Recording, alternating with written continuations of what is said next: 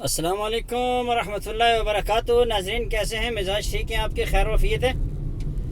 آج آپ نے یہ انڈیا کے اندر جو ایک ویڈیو وائرل ہو رہی ہے ہماری ایک مسلم بہن کی، میں اس کی تو بھرپور مذمت کرتا ہوں، اور وہ جو ہندو لڑکے اپنی گھٹیا ترین سوچ کی عکاسی وہاں پہ کر رہے ہیں، اس کے اوپر تو افسوس اور مذمت تو بنتا ہی بنتا ہے محترم بھائیوں۔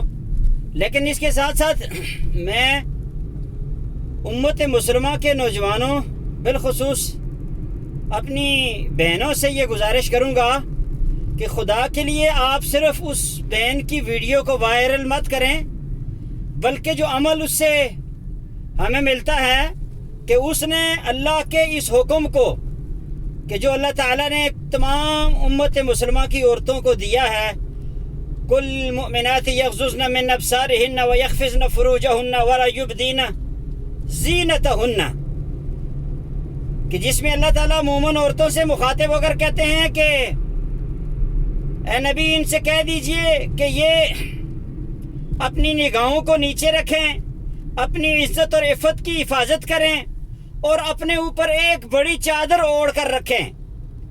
تو ہمیں جو کام کرنے کا ہے وہ یہ ہے کہ ہماری مائیں اور بہنیں اس ویڈیو سے یہ سبق حاصل کریں کہ ہم نے انشاءاللہ ساری زندگی پردہ کرنا ہے۔ اما عائشہ صدیقہ رضی اللہ تعالی عنہ امہات المؤمنین اور صحابیات کی طرح اپنے دین پر، اپنے ایمان اور اپنی غیرت پہ کسی قسم کا کوئی سودا نہیں کرنا۔ جو کرنے کا کام ہے اس کی طرف ہماری توجہ بالکل نہیں ہے، اور ہر کوئی لگا ہوا ہے ویڈیو کو وائرل کرنے میں، اور جو ہے وہ اس کے اوپر مختلف قسم کی ڈسکشن ہو رہی ہے۔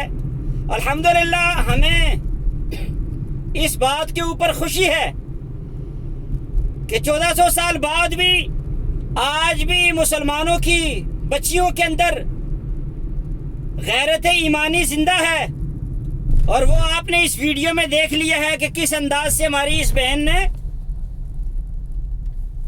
ایک بڑے ہجوم کے سامنے سیسا پلائی دیوار کی طرح کھڑے ہو کر کلمہ کفر کے مقابلے میں کلمہ حق کہا اور نعرہ تکبیر اللہ اکبر کہا۔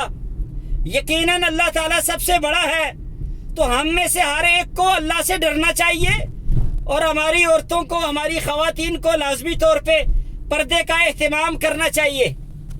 بس یہی میرا پیغام ہے کہ صرف آپ ویڈیو مت وائرل کریں، ساتھ میں جو ہمارے حصے کا کام ہے ہر کوئی وہ کام کرے۔ اللہ تعالیٰ سب کو جزا دے، اور اللہ تعالیٰ سب کو اپنی غیرت ایمانی کو زندہ رکھنے کی اللہ توفیق عطا فرمائے۔ اسی کے ساتھ دے اجازت شوکت سیلفی کو۔ اللہ نگہبان۔